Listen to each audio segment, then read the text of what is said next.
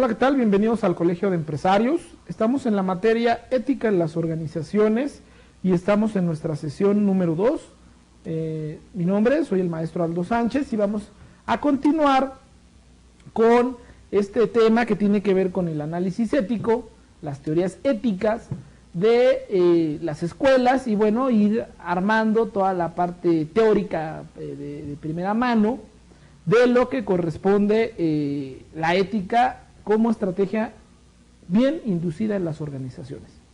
En la clase anterior habíamos hablado un poquito acerca de las corrientes éticas sobre Grecia, Aristóteles, la parte hedonista, llevando a Immanuel Kant y a la dialógica, que tiene que ver con esta evolución que viene de lo individual a lo colectivo, tocando temas que es felicidad, dignidad, diálogo y poder establecerlo en normas y leyes de comportamiento social. Bien, lo que vamos a analizar en la clase del día de hoy es principalmente dos puntos. La relación que está teniendo la ética con otras ciencias y obviamente esta evolución de lo individual llevado a lo social, llevado a lo colectivo como antecedentes de información que requerimos para poder posteriormente entender un poquito ya corrientes más modernas y obviamente poder también entender cuál sería una metodología para poder evaluar valores, poder evaluar a la propia moral y poder ir haciendo ya aterrizaciones de casos prácticos para poder tomar decisiones y poder tener un poquito ya más claro qué es este tema tan importante de la ética. Bien, vamos a empezar con la primer ciencia en la cual tiene relación la ética. Y la primera ciencia es la antropología. Obviamente estamos hablando que la ética tiene una deriva de la filosofía, tiene una relación con ciencias humanísticas, tiene una relación directa con muchas situaciones que tienen que ver con el desarrollo del hombre. Y la primera y más importante es la antropología, dado es una ciencia social que estudia al ser humano de una forma integral. Para abarcar esta materia y su estudio, la antropología recurre a herramientas y conocimientos producidos también por otras ciencias, pero la aspiración y la disciplina de la antropología es producir conocimiento como parte de una sociedad. O sea, va a estudiar los restos, los rasgos completos de una sociedad desaparecida, de una sociedad antigua, para poder evaluar comportamientos de la sociedad actual. Entonces vamos a evaluar o vamos a destacar cómo evolucionó en su biología, qué características en la especie se encontraron, cuál fue el desarrollo y tipo de vida que llevaba ese pueblo, qué comían, qué estructura social había, si había jerarquías, qué expresiones culturales había, qué expresiones de lingüística había. O sea, en general por eso habla de algo que es de una forma integral. Vamos a ver lenguaje, comportamiento, cultura, físico, biología, qué comían, cuáles eran sus principales actividades económicas, rasgos que tienen que ver con también situaciones espirituales. Va a ser una descripción total de cómo se manifestaba esa sociedad, de esa comunidad humana. ¿Qué relación tiene con la ética? Bueno, pues aquí empezamos a tener una influencia de comportamientos, de evolución en que creían, por ejemplo, cuáles eran las situaciones que los podían llevar a una comunidad, a un desarrollo, a qué los tenía en evolución detenidos, qué características tenían de manera muy, muy particular para poder tener una idea de esta parte de la humanidad en algún punto de la historia. La siguiente ciencia, que tiene obviamente una relación muy fuerte, es el derecho. El derecho obviamente es un orden normativo e institucional de la conducta del ser humano. Cuando hablamos de que estábamos hablando de postulados de justicia, estábamos hablando de lo que es correcto, vamos a hablar de que va a haber normas, va a haber reglas. Y esas reglas de ese comportamiento humano los va a regir el derecho, cuya base son las relaciones sociales. O sea, tiene que haber relaciones sociales. O sea, no podemos hablar de que son cuestiones de nómadas o de ermitaños, sino son cuestiones sociales que determinan un contenido y un carácter para poder actuar. Esto quiere decir que cuando una persona rige ciertas conductas en alguna sociedad, hay una regulación social de qué está permitido, qué no está permitido. Cada individuo de una sociedad, por lo tanto, posee el derecho de realizar ciertas cosas siempre y cuando no afecte el derecho de otra. Y cuando está afectando el derecho de otra es cuando hay estas controversias, posiblemente pudiera haber algún detalle de problemática, y entonces la ley, la norma, el derecho se interpreta para poderle otorgar la posibilidad de continuar ejerciendo ese derecho, donde queda claro que no afecta a otro, o una sanción por afectar el derecho de otra persona. A esto cada individuo se va rigiendo por esa norma. Obviamente el derecho pues puede partir de la costumbre de cómo hacer ciertas situaciones o hábitos que con el tiempo se van convirtiendo en leyes o se van convirtiendo en derechos normados porque así ha sido una costumbre y que la propia sociedad va aceptando. Por ello vamos a hablar de algo que se llama ley. Y la parte de este nombre ley viene del latín lex o lex. Es una norma jurídica, o sea, es una palabra jurídica dictada por un legislador, y es decir, que es un precepto establecido por una autoridad competente y que manda o prohíbe algo en consecuencia para que se llame justicia. Su incumplimiento trae obviamente una sanción. Aquí la palabra ley estamos hablando ya que es establecida por una autoridad. Si hablábamos de la historia de cómo han aplicado las leyes, pues por ejemplo los césares aplicaban la ley, en algún momento el Senado aplicó su ley, un rey aplicaba la ley, un dictador puede aplicar la ley, y en tiempos modernos, o sea, a veces hasta una sola persona podría decir que es ley, y decir ley es algo que establece un mandato y que se tiene que obedecer. Si no se obedece, hay una sanción. Y había leyes que implicaban cuestiones muy duras, que no eran humanistas, no eran de derecho civil, humano, o sea, inclusive iba en contra de tu dignidad, iba en contra de tu propio ser. Entonces, había leyes o hay leyes que son muy injustas. Por eso hablamos aquí que la ley tendría que ser justa ya en tiempos modernos, porque ya se le dice a un legislador, que sería un representante popular, se le dice a alguien que tenga la autoridad, que hace un análisis, hace algo que ayude a crecer. Entonces, las leyes como tal son reglamentos formales, reglamentos que pueden dirigir o pueden llevar a decadencia una nación. Si yo pongo este ejemplo del derecho a una empresa, obviamente un reglamento, una política no tendría el mismo carácter jurídico, ni el mismo responsabilidad, ni el mismo impacto. Pero si lo vemos en cuestión micro, vamos a analizar los reglamentos, por ejemplo. Un reglamento te lleva a una sanción también, digamos como es nuestra microley, por la cual se está operando una empresa. Entonces, voy a hacer un juicio muy fuerte. La ley interna de la empresa o el reglamento interno de la empresa va a indicar, por ejemplo, la hora de entrada. Y va a indicar que si llegas 15 minutos tarde, vas a tener un retardo. Y va a indicar que a los 3 retardos tienes una falta. Y va a indicar que con esa falta te descuentan un día de tu nómina. Otro reglamento muy estricto podría ser que si faltas, la manera de justificar esa inasistencia podría ser con un comprobante médico. Y otra podría ser en el reglamento que directamente tu comportamiento en la empresa tiene que ser de cierta manera, etc.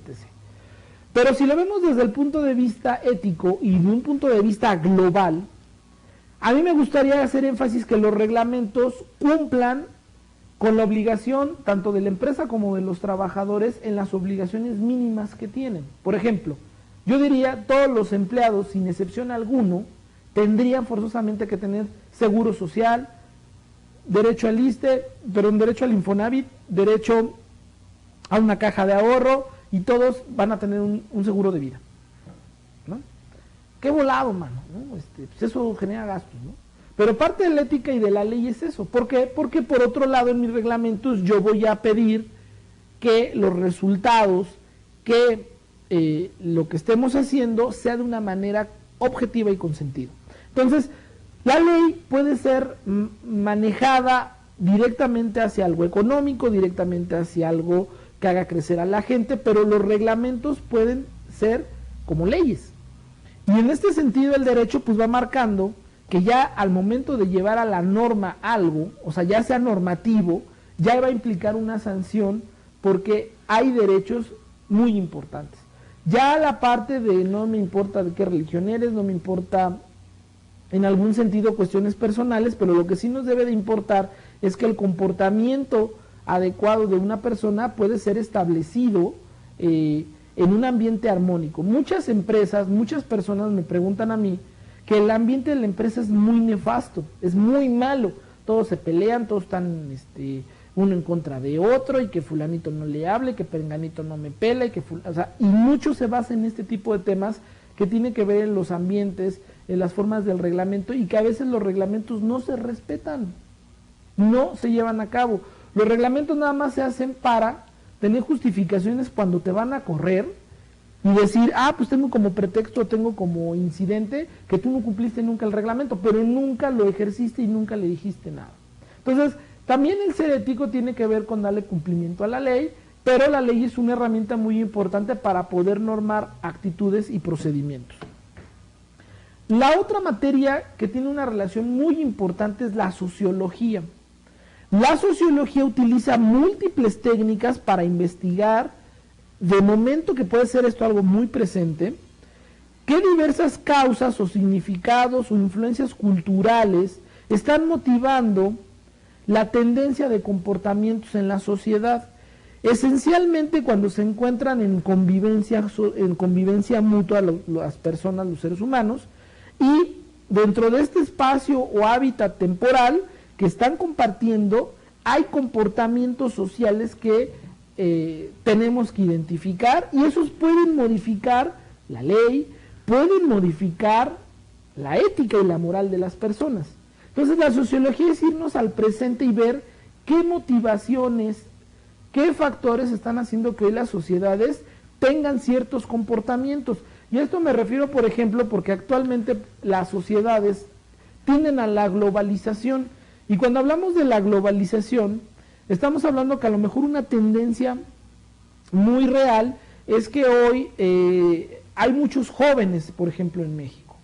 Entonces, una tendencia es ese comportamiento, la capacitación que deben de tener, los alcances, el punch que podrían tener nuestros jóvenes en la sociedad y en los grupos donde se están desarrollando. Cómo se debe de tratar, qué tipo de situaciones los motivan, qué tipo de situaciones están generando que el comportamiento de la sociedad vaya hasta cierto sentido.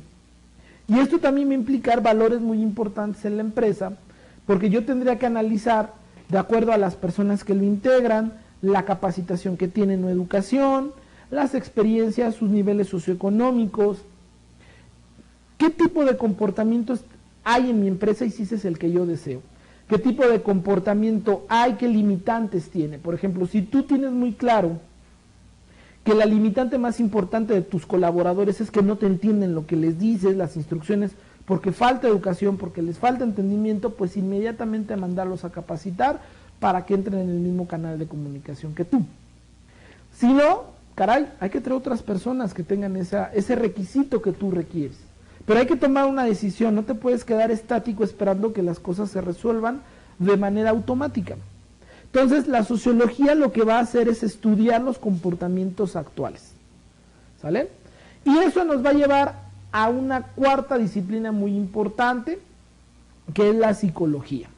La psicología explora conceptos como percepción, atención, motivación a través de las emociones, y fundamentalmente toda la parte que tiene que ver con el estudio cerebral, como es la inteligencia, la personalidad, cómo hay las relaciones personales entre los individuos, tu conciencia, tu inconsciente, ¿no? La forma conciencia, la forma inconsciente.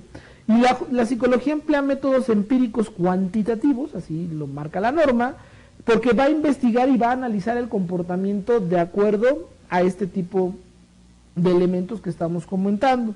Y aunque la mayor parte de los psicólogos están involucrados profesionalmente en actividades, por ejemplo, terapéuticas, como clínica, consultoría, educación, una parte también se dedica a la investigación desde las universidades sobre el amplio rango de temas relacionados con el comportamiento humano, o sea, las famosas teorías de qué pasa con la afectación que están teniendo las personas. El área de recursos humanos debe de tener mucho este énfasis y debe de tener mucho este hincapié. Algunos tienen un corte siempre de psicología porque debemos de entender las circunstancias en las cuales se está desarrollando la persona. Entonces vamos a hacer una conjunción. La antropología, vamos a hacer un esquema rápido en el pizarrón, por favor, para poderlo llevar a cabo. La empresa tiene una influencia de psicología.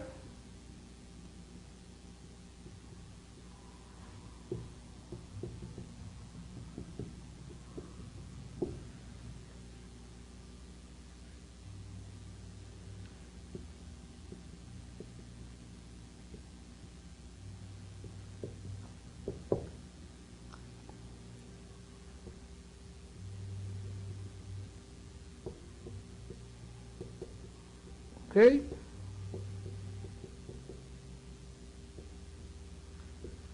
La empresa como tal va a tener una influencia de psicología y de sociología. Regularmente esta parte, quien la ve de manera operativa es el área de recursos humanos o personal, regularmente, pero obviamente recursos humanos y personal se está viendo completamente influenciado por la estrategia del director general, se está viendo influenciado por las prácticas que tiene la empresa a nivel general.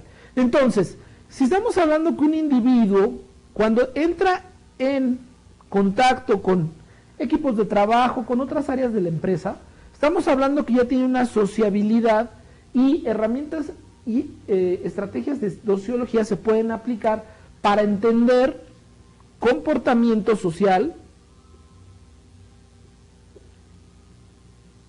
y lo más importante, cuál es la tendencia de este equipo. Yo puedo tener un equipo de talentos, yo puedo tener un equipo de personas que las contraté porque veo que se pueden complementar, porque quiero un equipo de alto rendimiento, porque quiero que lleguen a los objetivos y porque ese equipo al cual yo voy a invertir mi dinero y voy a invertir mi fe para que puedan hacer cosas, tienen un comportamiento actualmente y lo más importante, qué tendencia o qué crecimiento me puede dar este equipo de trabajo.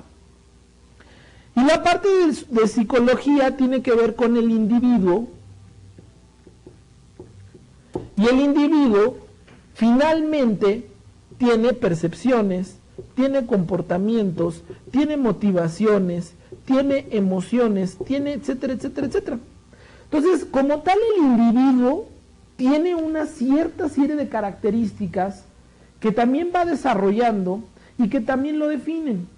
Y cuando entra en contacto esta persona con los equipos o los grupos o la empresa, estamos generando una sociología y como tal tiene que ser evaluada y analizada. Para ello, tiene que haber reglas, y esas reglas las va a poner el derecho a través de los reglamentos, a través de las políticas, a través de los contratos, de lo que está permitido, no está permitido, cuáles son tus funciones. Por ejemplo, es muy desagradable que si tú te contrataste para algo te pongan a hacer otra cosa. Y si te ponen a hacer otra cosa, quiere decir que no estás aplicando el derecho de forma correcta, va a impactar en tu sociología porque no vas a poder cumplir con a lo mejor con el equipo original que estabas, y va a impactar en tu psicología porque te vas a sentir utilizado y explotado. Al final, como habíamos hablado en la clase número 1, cuando esta forma de trabajo es adecuada, la percepción de la empresa hacia afuera de sus trabajadores es que es una empresa justa y ética. ¿Por qué ética? Porque al final todos estos comportamientos se tienen que llevar a cabo, tiene que haber valores y tiene que haber un interés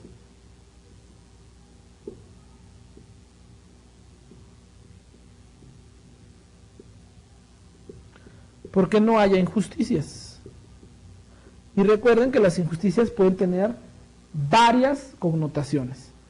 Y bien, cuando una empresa hace esto, cuando pasa el tiempo, hagan de cuenta que llega un forense y va a hacer un análisis de todo el entorno, y ese análisis es un análisis antropológico para determinar todo el comportamiento del género humano, de cómo se desarrolló.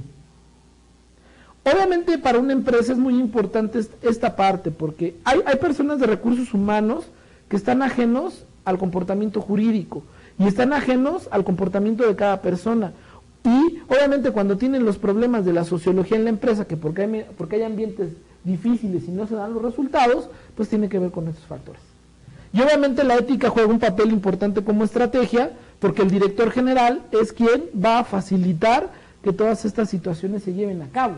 Porque hay que hacer estudios, hay que tener gente preparada, hay que estar viendo las tendencias y poderlos ayudar. Y finalmente los valores de la empresa tienen que ver con disciplina, los valores de la empresa tienen que ver con darles lo necesario, con nunca ponerlos en duda, ¿no? Que se sientan agredidos, porque lo importante es que venimos a trabajar y sobre eso tendríamos concretamente que estar enfocados. Bien, para ello vamos a hablar de la ética aplicada como siguiente tema. La ética aplicada es una diferenciación. Primero hemos encontrado que tenemos relación con otras ciencias, la ética tiene relación con otras ciencias que nos va a ayudar ya en nuestra empresa a poder determinar, hacer análisis más profundos de cómo se están llevando a cabo las cosas.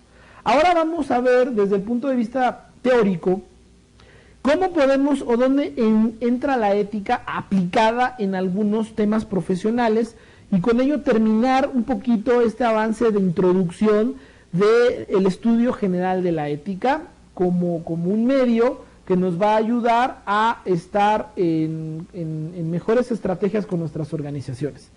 Para ello vamos a hablar primero que la ética se ocupa de estudiar cuestiones morales, como ya lo habíamos hablado, cuestiones concretas y a veces controversiales por esa misma moral que tenemos, que a veces no va a coincidir con otras. Y por ejemplo, algunos objetos de estudio de la ética aplicada son, por ejemplo, aquí vamos a poner un tema concreto, el aborto inducido, ¿no? La eutanasia, por ejemplo, los derechos de los animales, por mencionar algunos casos. Entonces entra la ética aplicada porque tienes que poner una referencia para poder decir que sí, que no, que es bueno para uno, que es malo para otro, en qué casos se puede aplicar, en qué casos la autoridad marca ya como derecho para que lo puedas hacer y en qué casos no. ¿Qué casos están influenciados de manera psicológica? ¿En qué casos está de manera social como moral? Para poder determinar que la ética está participando para poder solucionar cualquiera de estos postulados de los que acabo de mencionar. Entonces, para ello, vamos a analizar tres disciplinas de ética aplicada que podremos dar atención a estos temas. El primero es la bioética, el segundo es la deontología profesional y el tercero es la ética ambiental. Bien, vamos a hablar de qué es la ética aplicada en lo llamado bioética. La rama de la ética que se dedica a proveer los principios para la correcta conducta humana respecto a la vida. La bioética va a hablar cuestiones respecto a la vida, tanto de la vida humana como de la vida no humana. Abarca vida humana y no humana, que en este caso la no humana es animal y vegetal. Así como el ambiente en el que se pueda darse condiciones aceptables para la vida. O sea, la bioética se va a encargar de todo lo que tenga en relación con la vida. En 1979 hubo se le llama bioetista, que es T.L. Beecham y J.F. Childress. Definieron 4 postulados principales para poder estudiar la bioética. Y esta bioética está enfocada a cuestiones de la vida. ¿Cómo vamos a actuar en frente de este tipo de cuestiones que tienen que ver con la vida? Y estos 4 postulados es autonomía, beneficencia, no maleficencia y justicia. Bien, vamos a ver qué es la autonomía en cuestión de bioética. La autonomía expresa la capacidad para dar normas o reglas a uno mismo sin influencia de presiones externas o internas. El principio de autonomía tiene un carácter imperativo y debe respetarse como norma, excepto cuando se dan situaciones en las que las personas pueden no ser autónomas o presenten una autonomía disminuida, personas en estado vegetativo o con daño cerebral, por ejemplo, en cuyo caso será necesario justificar por qué no existe autonomía o por qué ésta se encuentra disminuida. En el ámbito médico, por ejemplo, el consentimiento informado es la máxima expresión de este principio de autonomía, constituyendo un derecho del paciente y un deber del médico, pues las preferencias y los valores del enfermo son primordiales desde el punto de vista ético, y suponen que el objetivo del médico es respetar esta autonomía porque se trata de la salud del paciente. ¿A qué quiere decir esto cuando llevamos a la autonomía? Y fíjense cómo nada más no aplica en lo médico, sino aplica en muchas cosas. La autonomía, como lo estamos viendo, es cuando tú tienes ya tus propias reglas, tienes tus propias normas, tienes ya decidido sobre tu experiencia, sobre tus creencias, cómo actuar para ciertas circunstancias. Entonces, si llegamos al hospital, recordemos que la bioética está procurando la conservación de la vida. Entonces el médico tiene la responsabilidad de informarte tu condición actual, pero también hay un respeto de la autonomía sobre lo que vas a decidir si te quieres tratar o no. Hay religiones, por ejemplo, que no permiten el uso médico para poder curarte, para poder atenderte. Es una decisión personal, es una decisión que tiene que ver con tus creencias, y también es importante que el médico haga énfasis que al final la decisión la tienes tú. Cuando hablamos que tu autonomía es limitada, implica que algo te lo impide poder tomar una decisión concreta. Por ejemplo, que estés sedado, que estés inconsciente, y entonces hacen responsable a un familiar para que ellos tomen la decisión de lo que más te conviene en tu vida. Entonces la parte ética va primero a hacer una conceptualización de que hay una cierta autonomía, que ya habíamos hablado anteriormente, que por ejemplo Aristóteles decía que las personas tienen que ser libres y deben de ser conscientes, racionales de lo que ellos van a decidir sobre su propio comportamiento. Entonces aquí ya estamos viendo una influencia llevada a lo moderno, cómo sigue aplicando este postulado. Bien, ahora vamos a pasar con el otro que tiene que ver con la beneficencia. La obligación de actuar en beneficencia con otros es promovido en sus legítimos intereses y suprimiendo prejuicios. Por ejemplo, seguimos igual con el tema de medicina. En medicina promueve el mejor interés del paciente, pero sin tener en cuenta la opinión de éste. Supone que el médico posee una formación y conocimientos de los que el paciente carece, por lo que todo aquel que sabe y por tanto decide lo más conveniente para éste. Es decir, todo para el paciente, pero sin contar con él. Un primer obstáculo a analizar este principio es que desestima la opinión del paciente, primero involucrado y afectado por la situación, prescindiendo de su opinión debido a su falta de conocimiento médico. Sin embargo, las preferencias individuales de médicos y de pacientes pueden discrepar respecto a qué es prejuicio y qué es beneficio. Por ello es difícil defender la primicia de este principio, pues se toma o se decide que el médico deja por un lado los principios de autonomía o de justicia. ¿A qué se refiere este principio de beneficencia?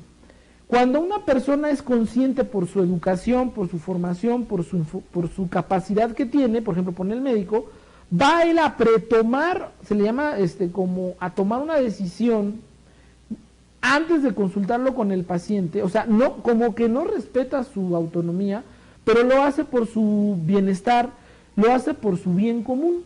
¿Y por qué lo hace por su bien común? Porque hay más información médica.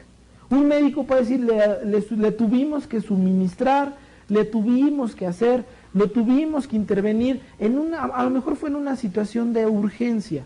Pero hay ciertas cosas que el médico va a tener que asumir de momento porque tiene mayor conocimiento y es algo que le va a beneficiar. Obviamente va a entrar a lo mejor en controversia cuando ya esté consciente el paciente. Pero finalmente este tema de beneficencia tiene que ver con principios válidos, de que también tiene una autonomía el médico y lo está ejerciendo porque de manera ética era lo correcto que tenía que hacer para poderle salvar la vida. Hay una película, y esas se las tengo que contar porque el ejemplo es muy bueno. Hay una película de Cantinflas donde es médico y él opera a un paciente sin conocimiento, sin autorización de los padres, que eran los tutores del chavo, que era un niño, y porque no tenían conocimiento médico. Y entonces él asume la responsabilidad de operarlo para salvarle la vida, y los padres se ponen en contra de él. Ahí trata la película, y después todos acaban muy felices y contentos, pero ahí podemos ver claramente cómo la moral, la ética de beneficiar a algo que tiene que ver con un tema de supervivencia va a hacer que te pongan las pilas y lo hagas.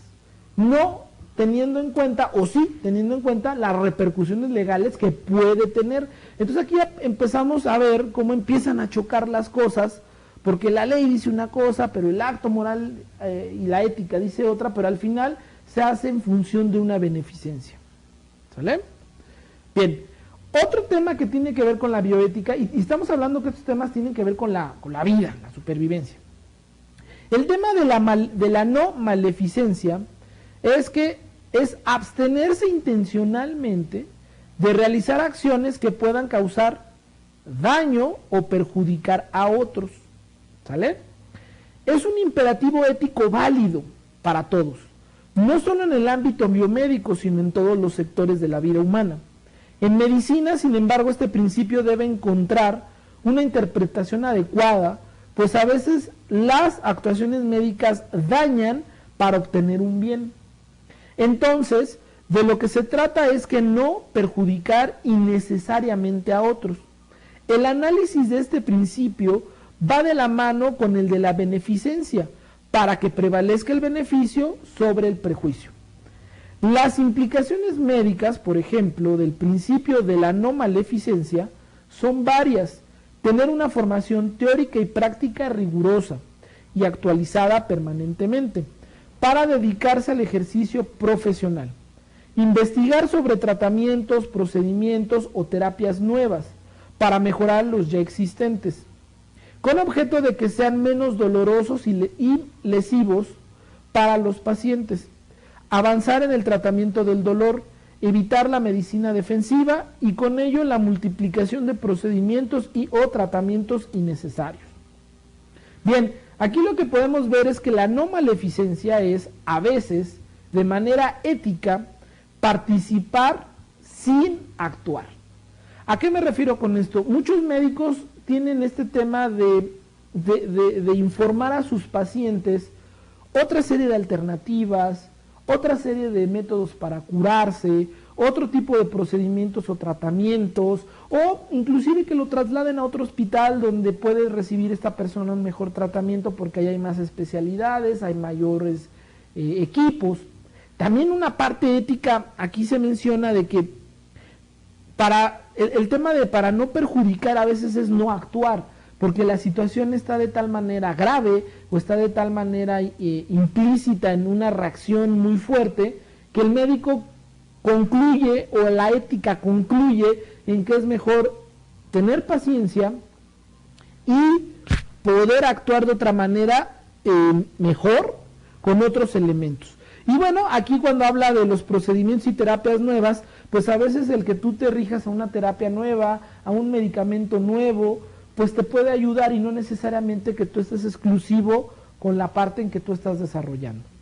Vamos a poner un ejemplo al término de que veamos estos cuatro, qué pasa y qué relación tiene con una empresa. Y bien, tratar a cada uno como corresponde con la finalidad de disminuir las situaciones de desigualdad.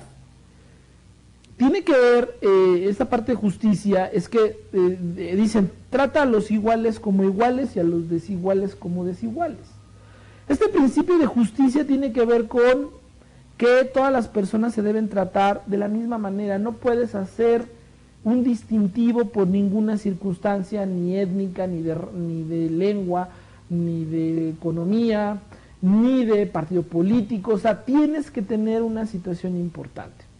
Esta parte es importante en la ética porque, por ejemplo, cuando hablamos de la política gubernamental, cuando hablamos de las delegaciones, cuando hablamos de los diputados, cuando hablamos del gobierno, yo veo, por ejemplo, que los diputados de una comunidad exclusivamente tienen relación y tienen eventos con la gente de su partido, y eso se me hace falta de ética porque pues finalmente ya están gobernando para todos y tendrían que tratar a todos por igual. Yo sería de la idea inclusive que cuando los funcionarios se hacen ya actores políticos, deberían los partidos de expulsarlos de manera inmediata del partido hasta que ya no sean funcionarios podrían regresar. ¿Por qué? Pues porque eso daría una connotación más positiva de que van a gobernar para todos y quitarles el estandarte de su partido. O sea, eso sería una opinión personal, porque yo sigo viendo al presidente de la República que va a su partido y habla y todo. Entonces, a mí en ese sentido, yo diría que sería un acto de fe para poder ser justos en su actuar. Y bueno, finalmente es un esfuerzo poder llegar a ser de ese momento ético. Bueno, antes de pasar a la deontología profesional, vamos a hacer otro esquemita para ver la bioética en una organización. Vamos a borrar el que teníamos anteriormente y vamos a hablar ahora de lo que tiene que ver con la bioética. Estábamos hablando que la bioética tiene cuestiones de salvaguardar la vida humana y no humana. Vamos a hacer algunos apuntes. Primero, la autonomía.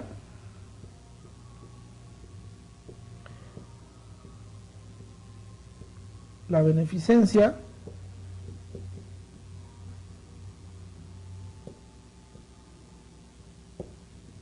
Y la justicia. En una empresa, por ejemplo, una persona debe de tener autonomía en su trabajo. ¿Qué es autonomía en su trabajo? Aquí tiene relación con la parte de psicología que habíamos estudiado anteriormente.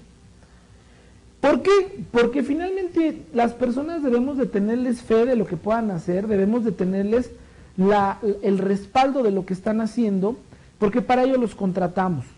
Hicimos muchos estudios, hicimos muchas encuestas, hicimos muchas entrevistas, hicimos muchos exámenes con el personal que hoy ocupa un lugar en el equipo de trabajo.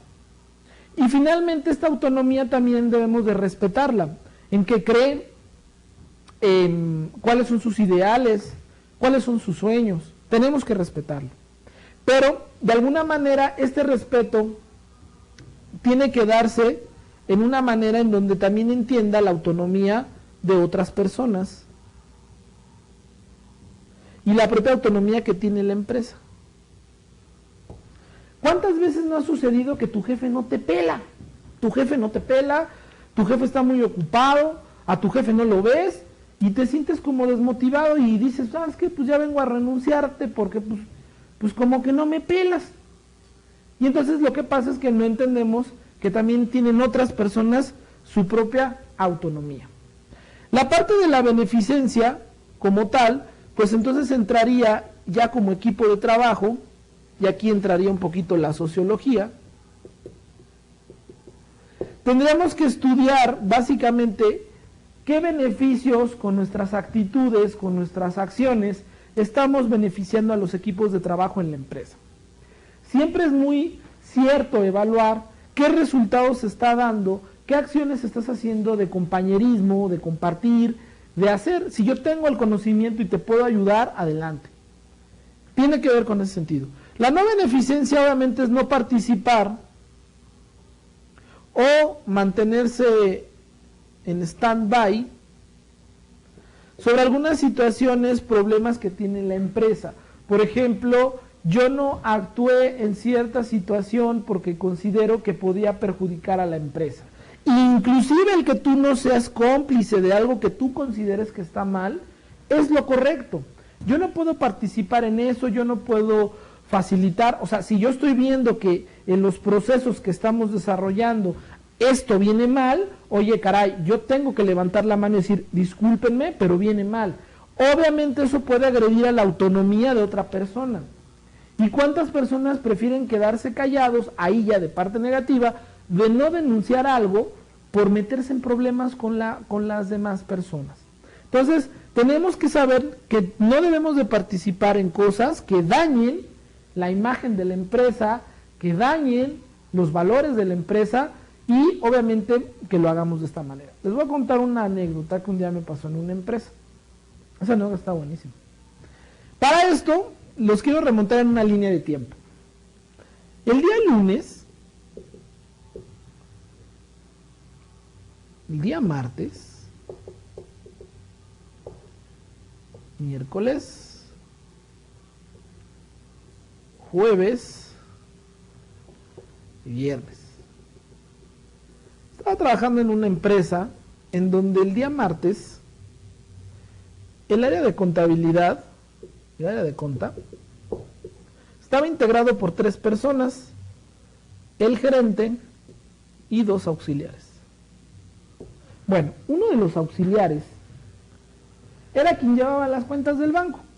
Y entonces le reporta al gerente el día martes, señor, el cheque número 34 no está, no lo tengo. O sea, dentro de la serie de foliación de los cheques, el número 34 quisiera saber para qué se ocupó, para yo poderlo registrar en el sistema, porque no lo encuentro.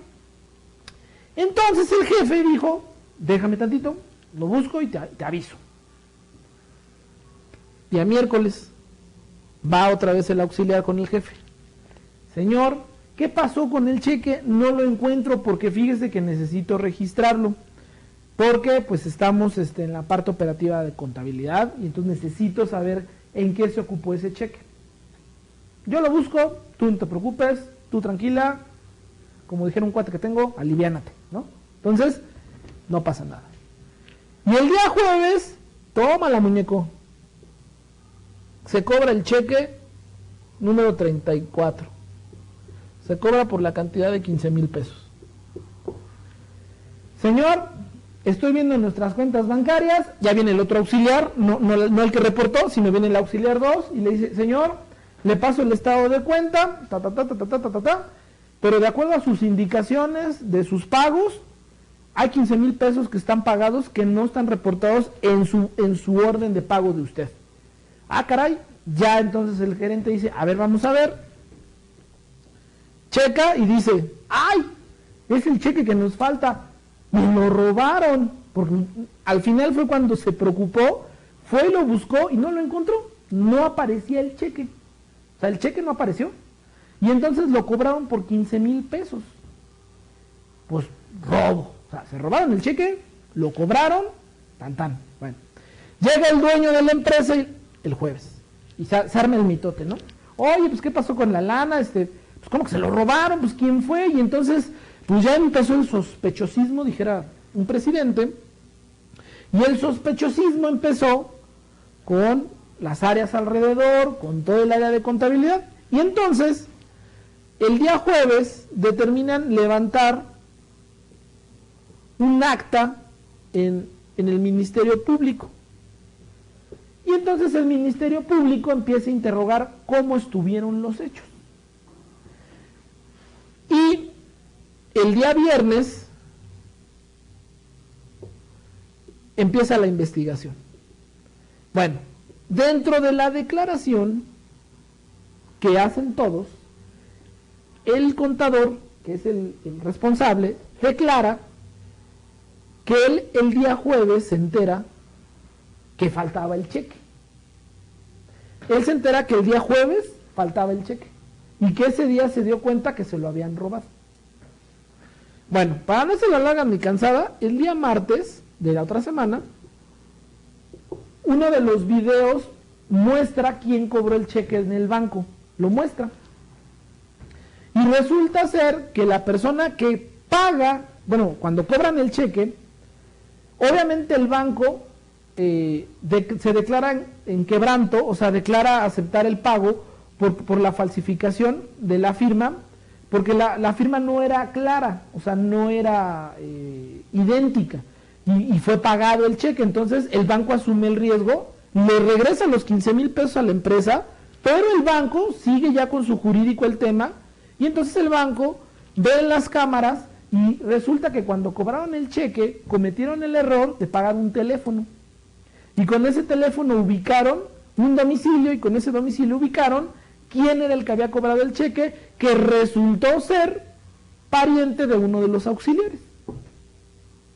Pero cuando a los auxiliares les toman la declaración, el auxiliar culpable fue uno, pero el auxiliar que era inocente, era el que le avisó desde el día martes que faltaba un cheque. Y entonces, por ese hecho, no coincidía la declaración del gerente de que él dijo que el jueves había desaparecido. Bueno, pues se hizo orden de complicidad y de aprehensión al gerente por no hacer bien su trabajo y obviamente al auxiliar por ser cómplice del robo de un cheque. Les comento esto porque al final estábamos aquí juntando autonomía, beneficencia y demás, pero bueno, aquí el que veo más mal fue al contador, al gerente, porque no tomó en serio a su trabajo, mintió por cubrir una serie de acciones, porque él pensaba beneficiar o no quería perjudicar a sus empleados. Y en las cuestiones éticas tiene que ser derecho. Yo te preguntaría, si estás viendo que están robando algo, ¿tú no dices nada? Pues eso determinaría tu forma de pensar. Pero de alguna manera son cosas que en las organizaciones van pasando. Por ello, la deontología profesional, en término profesional, hace referencia al conjunto de principios y reglas éticas que regulan y guían la actividad de cada persona que se dedica ya a ejercer una profesión. Estas normas determinan deberes mínimamente exigibles a los profesionistas en el desempeño de su actividad. Por este motivo suele ser el propio gremio el que determina esas normas. Por eso las asociaciones de profesionistas hacen sus reglamentos, hacen sus códigos de ética sobre cuál es lo mínimo que tienen que hacer cuando están haciendo o están ejerciendo su profesión, así como los médicos, los abogados y los contadores, los administradores y los mercadólogos. Es importante no confundir que la deontología profesional es una ética profesional, pero es a través de un colectivo o de un gremio. La deontología profesional es el conjunto de normas vinculadas que van a hacer este colectivo. Emmanuel Dodix sostuvo que gracias a la deontología, la ética profesional adquiere un reconocimiento público. Y es que la moral individual se hace trascendente en el campo de la profesión también. La deontología surge como una disciplina que se ocupa de concretar normas en el ámbito profesional para alcanzar los mismos fines.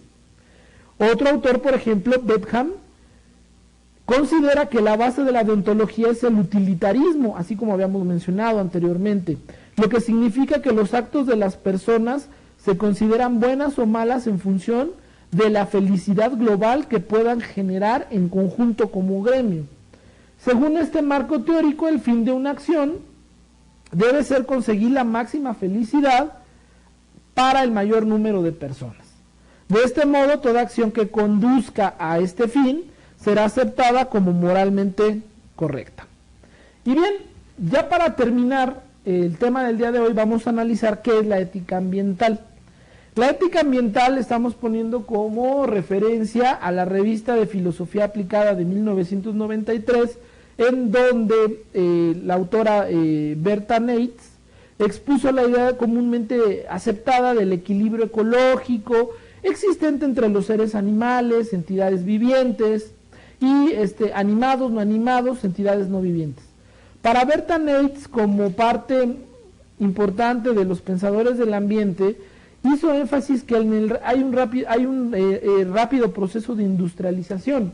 Por ejemplo, hace mención que en los últimos 300 años ha dado lugar a un importante desequilibrio porque se ha ido avanzando y se han ido comiendo zonas verdes.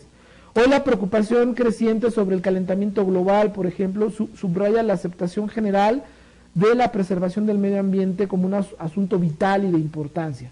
Sin embargo, los motivos por los que es aceptada o rechazada y los argumentos que están en juego, se están manifestando ahorita, tienen que ver con posturas de derechos humanos, derechos de los animales, derechos de los seres vivientes y, por qué no, también hablar de los derechos del ambiente. Para ello existe una extensión que le llamamos de libertario, que se enfoca principalmente en los derechos civiles, el compromiso de extender derechos igualitarios a todos los miembros de una comunidad, y el ambiente implica consideraciones de moral, también de consideraciones no humanas, por ejemplo, pues de los vegetales y de los animales. El defensor del humanismo ecológico se llama Andrew Berman, que es un autor pionero, y él argumentaba de que todas las entidades ontológicas, animadas y no animadas, pueden tener valor ético solamente por el razón de su existencia. ¿Qué quiere decir? Que por el simple hecho de existir ya tienen un valor y deben de tener un respeto para la naturaleza, cosa que muchos no somos así y que desafortunadamente hay mucha gente inconsciente. El trabajo que hace, por ejemplo, Arne Nies y su colaborador en Season también puede clasificarse dentro de un extensionismo libertario, que quiere decir que la ecología es mucho mayor, es más profunda que simplemente respetar la vida, sino que hay que también preservarla para que no se extinga. La cuestión de la ecología tiene también un extensionismo a través de un autor que se llama Marshall, y enfatiza el reconocimiento de la interdependencia fundamental existente entre todas las entidades bióticas y abióticas y su diversidad. Obviamente esta reflexión de la ecología es que tenemos una repercusión si dañamos a la naturaleza, estamos conectados.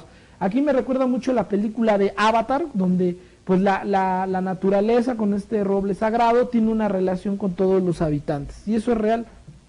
La ética de la conservación tiene que ver también igualmente con Marshall en un ambiente de términos de utilidad para los humanos. Esto es importante porque la ecología profundamente tiene una relación con las actividades del hombre y pues obviamente si nosotros estamos ocupando los recursos, tendríamos también que renovarlos, que plantar árboles. Por ejemplo, si estamos utilizando árboles para una situación de madera, pues pueden plantar 5 o 6, o sea, tenemos que regresar y dar más para la situación del medio ambiente. Para finalizar, les voy a hablar de este tema que es muy importante, porque para el tema de la conservación hay dos protocolos o dos actuaciones gubernamentales que ha tomado el mundo, que son muy importantes de considerar y que alguna vez los vas a oír. El primero es el llamado Protocolo de Kioto y el segundo es el Protocolo de Río de Janeiro, que tiene que ver principalmente con el Protocolo de Kioto, con el cambio climático, en donde hay una convención en las Naciones Unidas. Hablaron que parte importante del cambio climático se está dando porque estamos generando demasiados gases que están afectando a la biosfera. Y para ello el protocolo de Kioto lo que pretende es ir disminuyendo la utilización de esos gases, como son dióxido de carbono, gas metano, óxido nitroso,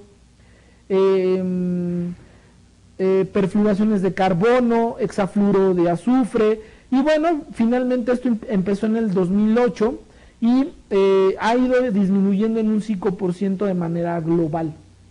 Y esto quiere decir que el protocolo de Kioto no es que cada uno de los países haga una disminución del 5%, sino al final el índice global en el planeta es disminuir en un 5% la utilización de estos gases que están obviamente afectando a la biosfera, y con ello poder disminuir el calentamiento global.